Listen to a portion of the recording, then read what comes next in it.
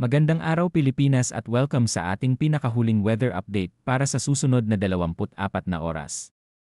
Kung may plano kayong bumiyahe, pumalaot sa dagat, o may mga gawain sa labas ngayong araw, manatiling nakatutok dahil ibabahagi natin ang lagay ng panahon sa iba't ibang bahagi ng bansa.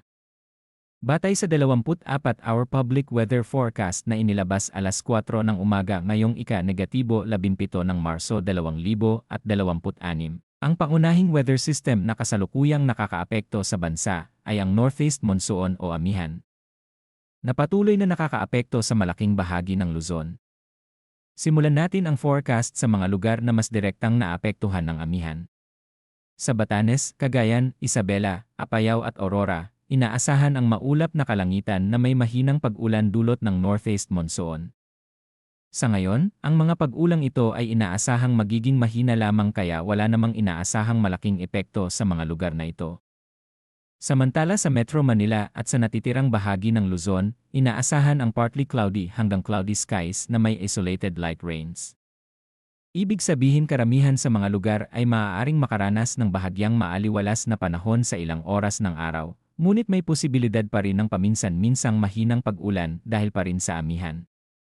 Para naman sa natitirang bahagi ng bansa, kabilang ang Visayas at Mindanao, inaasahan ang partly cloudy hanggang cloudy skies na may isolated rain showers o thunderstorms.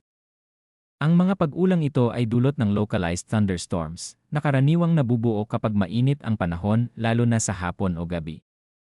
Kapag naging malakas ang thunderstorms, maaaring magkaroon ng biglaang pagbaha o landslides, lalo na sa mga mabababang lugar at sa mga bulubunduking bahagi ng bansa.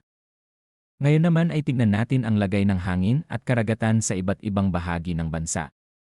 Sa hilaga at silangang bahagi ng Luzon pati na rin sa silangang bahagi ng Visayas, inaasahan ang moderate hanggang strong na hangin mula northeast hanggang east. Dahil dito ang kondisyon ng karagatan ay magiging moderate hanggang raw, na may taas ng alon mula 2.1 hanggang 3.1 metro. Pinapayuhan ang mga mangingisda at maliliit na bangka na mag-ingat sa paglalayag dahil sa maalon na karagatan.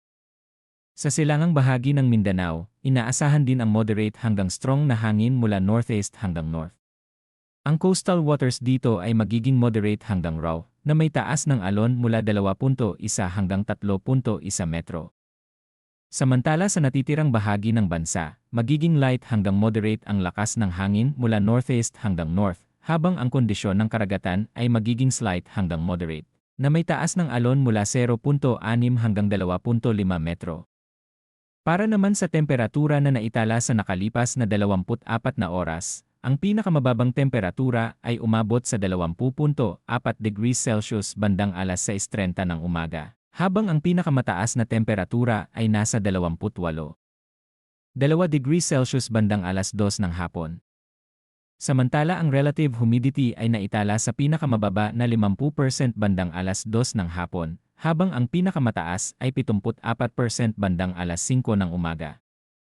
Para naman sa astronomical information sa Metro Manila, ang sunrise ngayong araw ay alas 6:03 ng umaga, habang ang sunset ay alas 6:07 ng gabi. Ang moonrise ay alas 4:37 ng madaling araw, at ang moonset ay alas 4:34 ng hapon, na may 3% moon illumination, na nangangahulugang papalapit na tayo sa bagong buwan o new moon phase. Sa kabuuan, patuloy na nakakaapekto ang amihan sa Luzon, na nagdadala ng maulap na kalangitan at paminsan-minsang mahinang pag-ulan. Habang ang natitirang bahagi ng bansa ay maaaring makaranas ng isolated rain showers o thunderstorms dahil sa localized weather conditions. Iyan ang pinakahuling lagay ng panahon sa buong Pilipinas. Patuloy na manatiling updated sa mga susunod na weather advisories at manatiling ligtas ang lahat.